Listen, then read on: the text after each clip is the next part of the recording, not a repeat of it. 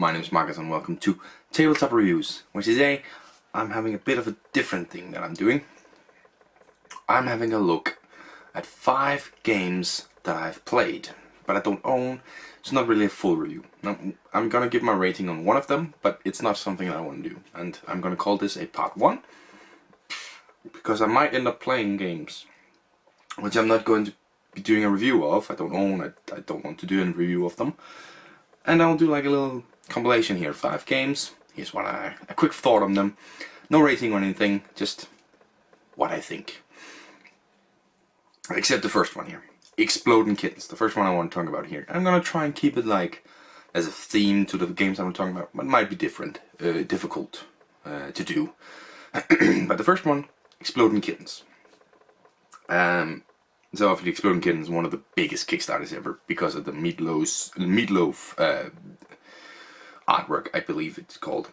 And therefore, the first thing is obviously the theme. Just gonna say, I think it's probably thematic. Like, if you know that comic style and stuff, I don't know it. And honestly, I don't want to know it, because it is a terrible game. I really dislike it. I did own it. I wished for it for Christmas one day, like 1 year, and I got it. And that was a waste of a wish. It is incredibly terrible. Really bad game. For me, there's absolutely no suspense. Like, is there supposed to be some suspense? Do you want to risk it drawing? Do you not want to risk it? Do you want to skip your turn? This really isn't any suspense. You're sitting there like there's almost no Exploding Kittens in there. I don't care. Until someone, of course, has Exploding Kitten and you're like, did he not? Nah, who cares? I can skip my turn. It's just really, and I'm not talking about myself, just I've played this with other people, I've played this with kids, and the only thing that kept them interested was the artwork. The game was not interesting. They're not sitting there and being like, oh, how am I going to play? Oh, I can skip my turn. Oh, I can punish you. They're just like, in this one, in this one. And I'm talking about a kid who I've seen play like Monopoly even, sitting on there and like, oh, I can build hotels. Oh, do I want to build hotels? Like, legitimately sitting, thinking about it. No interest in this one whatsoever. It's really terrible. There's no suspense. You don't think you're about to lose or anything. You're not interested if you're gonna lose or not, because also you're sitting with diffuse cards. More for the first round. So like, if I get it, I'm just gonna diffuse it. I'm gonna send it to the next person. You don't care. And then you have the thing. It's about not playing. It's about you skipping your turn, going forward. No, I don't want to play. What the freaking kind of game is about not playing? I really dislike Exploding Kittens. As I said, I'm gonna give it a rating. It's a 1 out of 10. It's a terrible game. Really terrible. It's a card game, I know, but I like card games. I like Doom Links. I like Doom on You. I like Unstable Unicorns. I like these card games. These simplistic card games, but there's a game there. There's a reason to play. You have interaction. There's something to do. There's a target. There's an interest in the game. There's just no interest in this game whatsoever. It's I'm just gonna end it there. Exploding Kittens, freaking terrible. Don't buy it. 1 out of 10. So bad. I will say I have played Monsters vs. Babies, and I think I'm gonna put that in the next video. We can talk about that a little bit. I like it more. The next game is Century Spice Road, and this one, if we took a look at the theme, it's okay. It's well themed, you could say. It makes sense, you know, you're swapping spice and it's on Spice Road. It makes sense. I like a trading in the Mediterranean, I think it's called. But it's an okay theme, yeah. What I want to say about it is it's incredibly slow. I've played like 4 people, 3 people. It's incredibly slow. And I think it's very slow because you have one action, but you have 20 different things to do. So it's really fucking slow, and you just, at the end I felt so unaccomplished, completely unaccomplished in what I wanted to do whatsoever. Like, you have so many things to do and you have only one thing to do. And this thing about like you build deck building, I've heard some people call it, where like you build a deck and it just activates and it rolls off. It just doesn't do that properly, because you need 5 rounds to do it. In those 5 rounds the board is completely different and the plan you started with no longer works. So the entire deck building aspects goes out the fucking window, because you can't build a deck properly to it.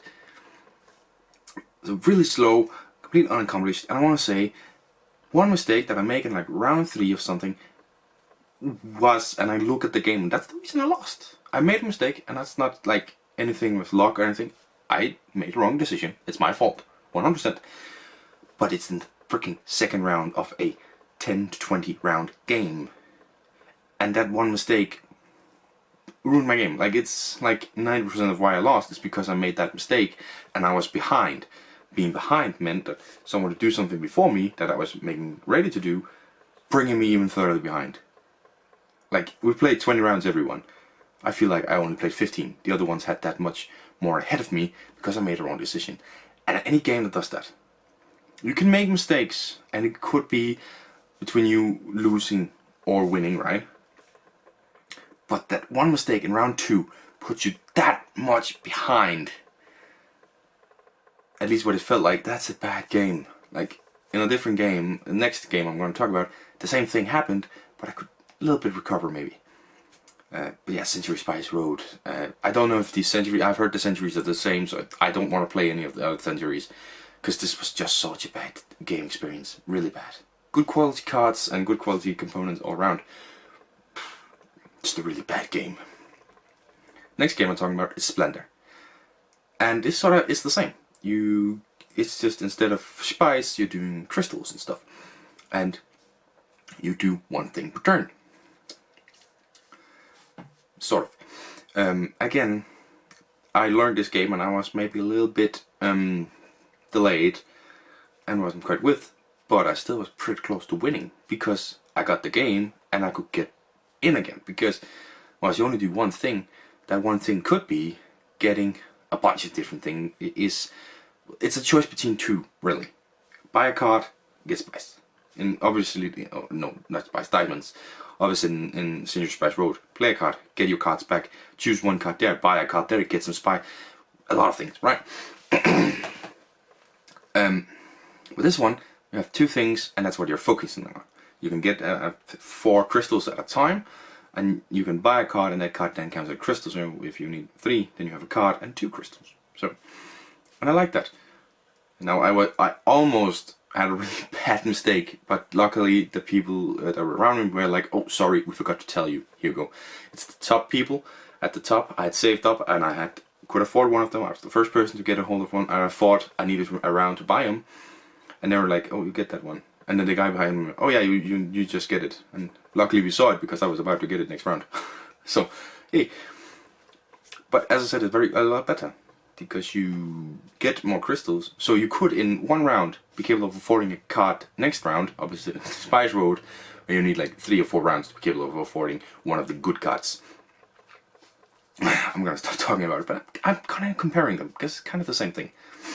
And I think even if you're a mistake, like, or you're going for the same one and the other person just is quicker to grab it, it's a lot easier to really quick be like, okay, that card was that card instead. I can do that, and then yeah.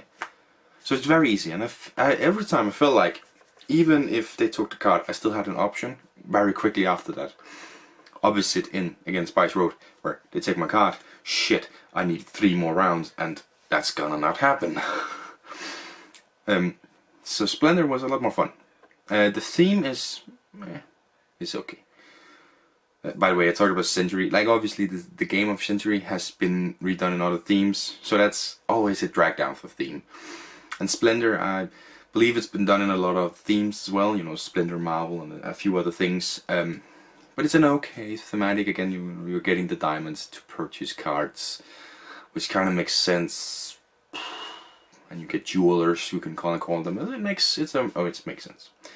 Yeah, it's still a little bit slow until you get going, but when you get going, you get way more going, and you're a bit more accomplished by the end. Because like at the end, I was 1 round away, like he won, and then I was like, I could have won next round.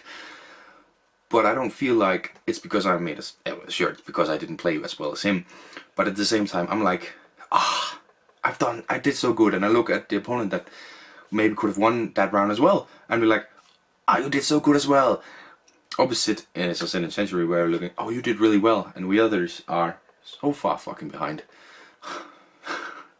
So, Splendor is better than Century Spice. I don't think I'm going to play it a lot more. It's an okay game, a bit of fun. Maybe I'll play it if my group wants to play it. I'll be like, yeah, sure, why not?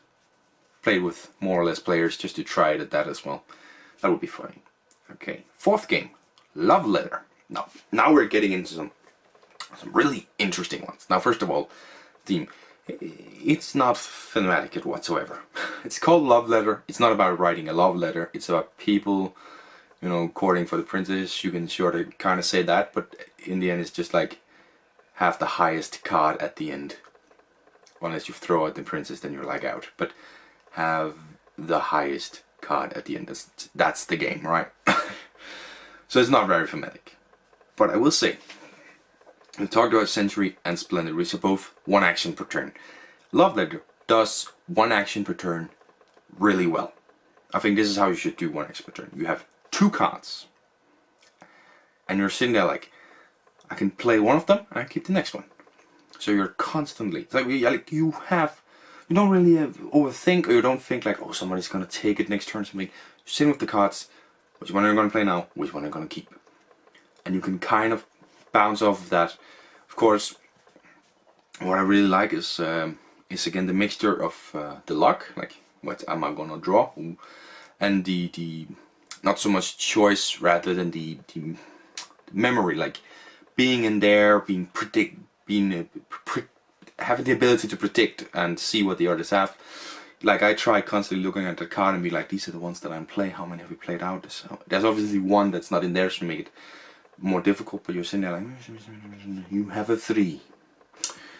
Sometimes you're right, sometimes you're wrong, but like that kind of stuff, you know, the mixture of the luck and the mixture of how am I gonna play, can I like see what others are playing, remember it. I really like that. I think this is one action per turn, done really well, and sort of this deductible, not deductible, but that type of game where you have to guess what others are, except here they're constantly changing role, but really one that I thought was really good, and I think it's easy to get into. Like I was introduced to it, was way easily into it, just gotta remember the abilities, of course, the 4 and all that, but a really fun game actually. Love Letter is a really fun game. I might be interested in trying to get a hold of like a Star Wars or Lord of the Rings edition of it, maybe, I don't know, but definitely a good game that really mixes luck and ability, which I really love. And the final game is Bang the Dice Game. I actually we actually recently played this, quite a few rounds of it, and I think the theme in this one is good. Like the sheriff is there and the outlaws. You got shoot the outlaws, the renegade. Sort of also just an outlaw who's a little bit maniac, but I think it's a good theme with this, and it works. And the dice, the things you get from the dice, works with the theme. So of course the thing with Indians maybe a little bit racy, but it's a good theme. And of course it's a push your luck. And whenever I talk about push your luck, I want to compare to Monopoly, because Monopoly is very much a lucky game, with rolling dice and stuff. And the thing that makes something like Bang way better is, first of all, you have the choice. You're going to roll the dice, obviously, but you have the choice of re-rolling how many you want to re-roll. Of course, with Catalyst, you know, what's it called, a dynamite stick, you can't re-roll that. So but yeah, push your luck, and obviously the choice, like, is there some life you have, got some ability attack. I want to just use that. Do I want to get more attack? Do I want to try and get more life? Oh, I have some arrows already. I don't want more arrows. Ooh, dynamite stick. This constant push your luck element, and the choices of which dice, and you know, okay, I try to keep the attack, now roll a bunch more life. I'm gonna take the attack back and try, and the Gatling gun thing, we played it with the expansion, there was 2, you know, there was the very offensive dice, the very defensive dice, again more choice, but again the luck, you could get a dynamite stick on the defensive dice that you wanted to use to defend yourself, but oh no. Of course the ghost was a very interesting thing. Now you know, the first round the guy besides me was the outlaw along with me, and he's like, now I'm a ghost, I'm gonna mess with the sheriff, help me out a bit. We still lost, but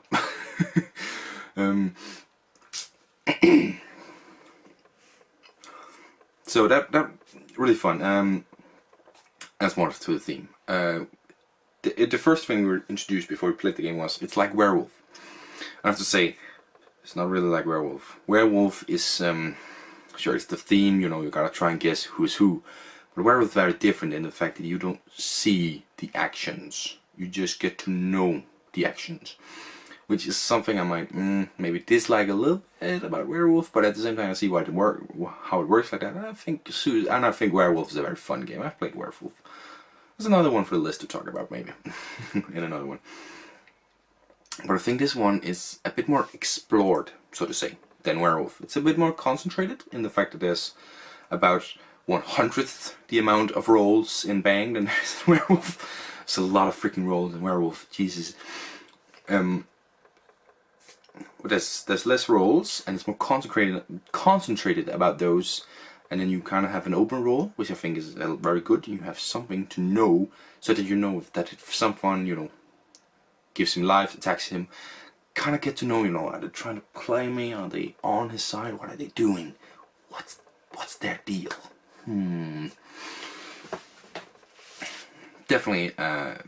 So I've written more explored werewolf, and I think maybe that someone has played werewolf and been like, there's a few things. I have an idea here, but at the same time, it's very much its own game, a very fun push your luck game.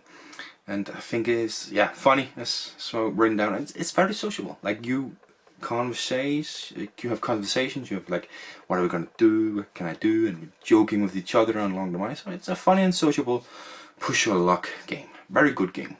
I really enjoyed playing Bang the Dice game. That was sort of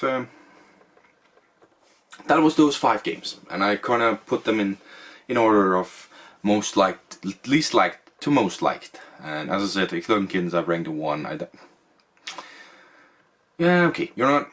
I'm gonna give some Century Spice Road. It's gonna be a 4, and Splendor is only going to be a 5. If they are down there, they're not the greatest. I don't really think they are that fun. I'm not.